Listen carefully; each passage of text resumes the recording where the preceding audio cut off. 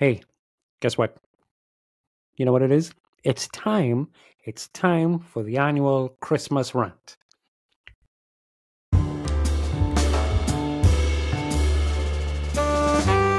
Number one, Christ was not born on Christmas Day. My god brother Dave, he was born on Christmas Day. See, how it works is we have an event and then we commemorate the event with an actual holiday or, remembrance token type something. So all those beautiful Christmas carols that says Christ was born on Christmas Day, no, it's because he was born that we celebrate Christmas Day. Let's just get that there. Number two, how about we stop quibbling over dates? I get it. The early church was very good at cross-branding. Cross-branding.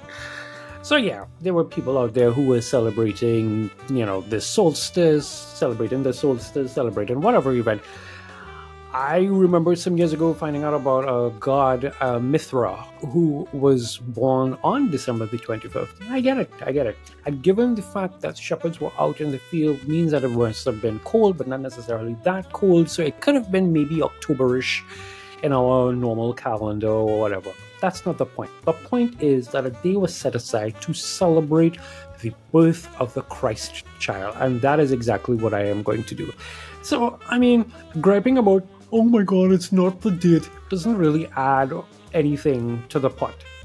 Stop it. Number three. To my beloved Christian family, please let's all remember that Christmas is not an Easter prequel. I cannot stress this enough. Christmas is not an Easter prequel. I get it. From back in the days of the Old Testament where the prophets talked about it, even to when the angel Gabriel talked to Mary and all the other things that went with it, we know what the end story is here. The child was born to save mankind from their sins, and that is Easter. And we will get to Easter, and we will celebrate this in Easter. When it comes to Christmas, we are celebrating the birth, the potential of a child, the potential of all children, for that matter. Let's just enjoy the idea of how great and glorious it was that even angels decided to come and hold a bram with the shepherds to say, hey, a child was born. It's not an Easter prequel. Number four. Here's a little message that we should all take away for Christmas. If you fall in love with this woman and she has a child, that is now your child. Treat that child with love and care and respect and admiration. Train that child, love that child. That child is now yours. Okay? There's a reason why he's called St. Joseph the Protector. Number five, and this is perhaps one of my favorite ones. This is a season where everybody starts to sing, Mary, did you know that your baby boy? She knew. First of all, you had the angel Gabriel, who came and delivered the message explaining how important this child is. Then, there was the priest who said, the priest Simeon who said, let now thy servant depart in peace, for mine eyes have seen thy salvation. He said things. Then, there was a prophetess lady, Anna, who was living in the temple as well, and she came and blessed the child and said, this is the things that's going to happen. Mary knew. So when he started to, make the blind to see, the deaf to hear, it would have been confirmation. She knew. Stop asking her. Number six. Listen, it really isn't three wise men.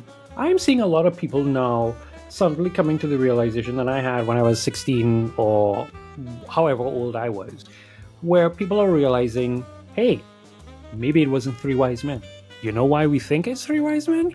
Because they opened their treasures and there was gold and frankincense and myrrh, and we think that it's three wise men. It's not three wise men. It would have been a great deal more. In fact, the scripture actually says, the wise men, not three. We three kings of Orient are... No, it might have been 6. It might have been 13. It might have been 9. And number 7, one of my absolute favorite ones. Christmas is not about material things. That's not the real meaning. Listen, I agree with you. Christmas shouldn't really be about material things and all of that. I get you. I get it. I get it. But also, if I want to have new curtains up and about, I want new curtains up and about. And given how absolutely ridiculous 2013 has been, you know what? I want to see that my family is enjoying themselves and that I am at peace and enjoying myself.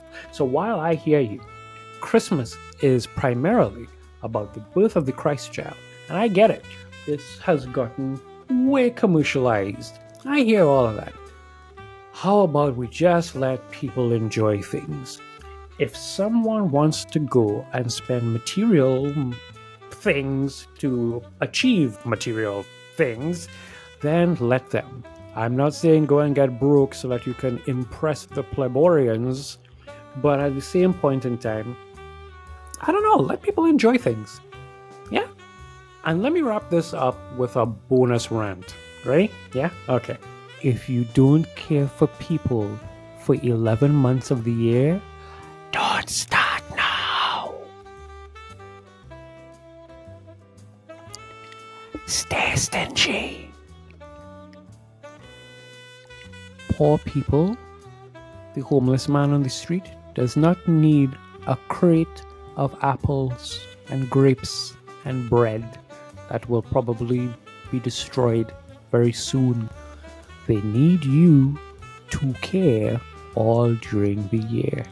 The people in your church and your community and everywhere else need you to care all during the year. Take that Christmas spirit all during the year. So if that's not where you live, then that's between you and God.